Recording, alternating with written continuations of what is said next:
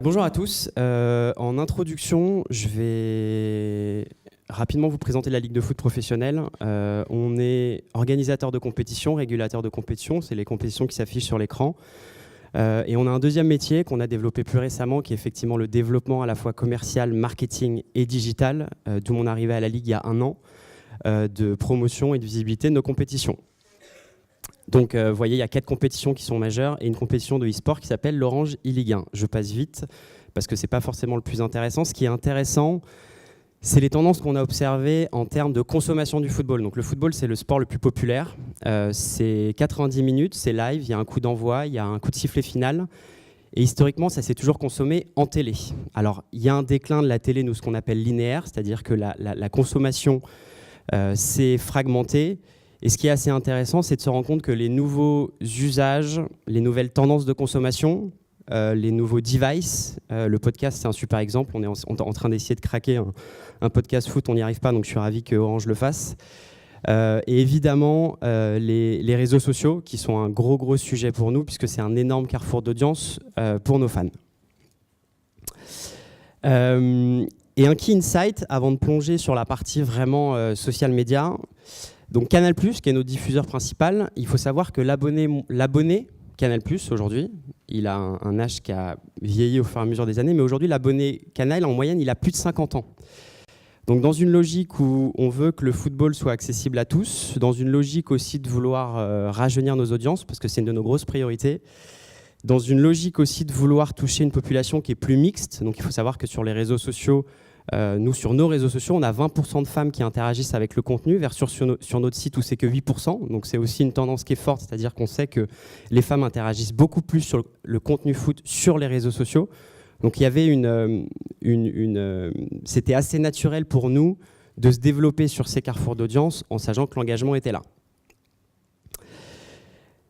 La première étape, alors à la Ligue on est parti loin, mais il a fallu monter une équipe, donc on a recruté des CM, et après faire des community managers, pardon. Après avoir recruté des CM, c'était d'essayer de se dire quels sont les canaux sur lesquels on est présent et qu'est-ce qu'on veut en faire. Donc c'était de définir une tactique qui soit précise pour chaque canal, donc c'est une bonne pratique qui est pour n'importe quel marketeur, social media manager, c'est sûr qu'il faut avoir un rôle précis pour chaque canal. Nous, c'est le cas. Sur Facebook, on est sur du format long, de la redirection sur le site. Twitter, on l'utilise énormément pour notre expertise live.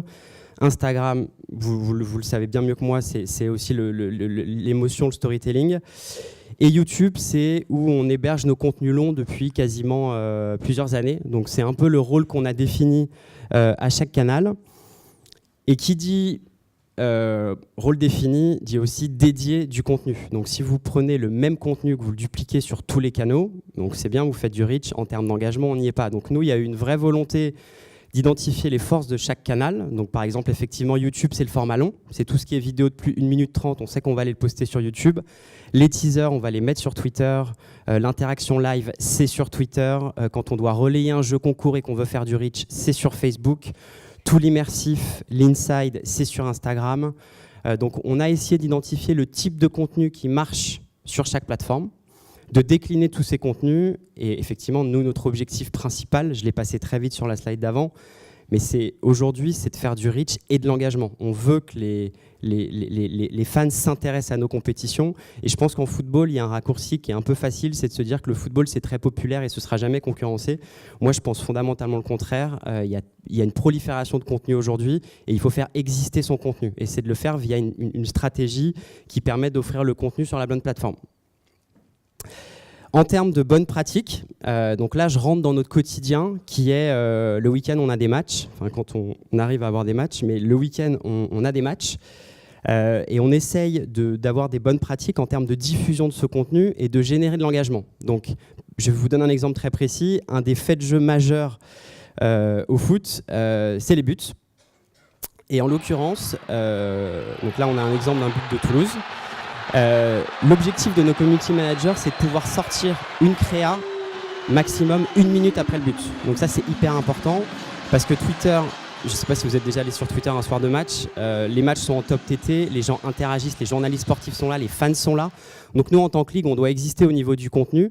Donc c'est pour ça qu'on s'est équipé. On a des outils qui nous permettent, suite à un but, de générer de la créa quasiment en 45 secondes. Je dis 45 secondes parce que la promesse c'est 45 secondes. En réalité, ça sort plus au bout d'une minute 30. Mais le résultat est là. Il faut qu'on ait la capacité à produire du contenu pour engager. En sachant qu'un but, ça a une durée de vie sur Twitter de quelques minutes. Donc il faut avoir cette capacité de la sortir très vite. Et pour ça, on utilise un outil qui s'appelle Content Stadium, qui est un outil que vous ne connaissez probablement pas pour la plupart, parce que c'est vraiment un outil qui est lié aux acteurs du sport et qui permet justement, via un flux qui est relié à Stats, qui est un concurrent d'Opta, qui est notre fournisseur de statistiques, on a un template qui se génère automatiquement, qui sort un buteur, une minute, un club, et qui sort en fait le template tout fait, qui fait qu'on va annoncer le but sur Twitter. Et effectivement, si ça se fait dans la foulée du but, vous avez évidemment plus d'engagement. Le deuxième point, ça, c'est une bonne pratique, je pense, qui est assimilée par tous, mais je le passe assez vite, c'est les stories. Nous, on a une cour d'apprentissage sur Instagram, on a été un peu en retard, on a commencé à faire des stories en septembre 2017. Depuis qu'on fait des stories, on a un recrutement, donc une cadence de recrutement qui a été multipliée par 2. On fait en moyenne une dizaine de stories la semaine, et les soirs de match, ça peut monter jusqu'à 50 stories, puisqu'effectivement, on a tout notre contenu qui est relayé, donc ça, effectivement, ça provoque une affluence de contenu qui fait qu'on interagit et qu'on recrute. Et surtout, si on arrive à targeter les bons fans, on les incite à revenir sur notre page. L'autre point qui est très important, c'est plus et c'est aussi une bonne pratique en tant que marque, c'est essayer de retrouver de l'authenticité. Nous, l'authenticité, c'est d'être au plus près des événements, au plus près des matchs et au plus près des fans. C'est donc être sur place pendant les matchs. Donc, à l'occasion des gros matchs, on envoie généralement un community manager et un photographe. D'avoir un community manager et un photographe, ça permet quoi? Ça permet de filmer les coulisses, ça permet de faire un petit peu de live au moment des échauffements, par exemple. Ça permet d'interviewer des acteurs en bord terrain, que ce soit par exemple Laurent Paganelli, qui est le commentateur de Canal+, ou certains joueurs en après-match. Donc, vous créez du contenu qui est authentique, qui est immersif à destination des fans.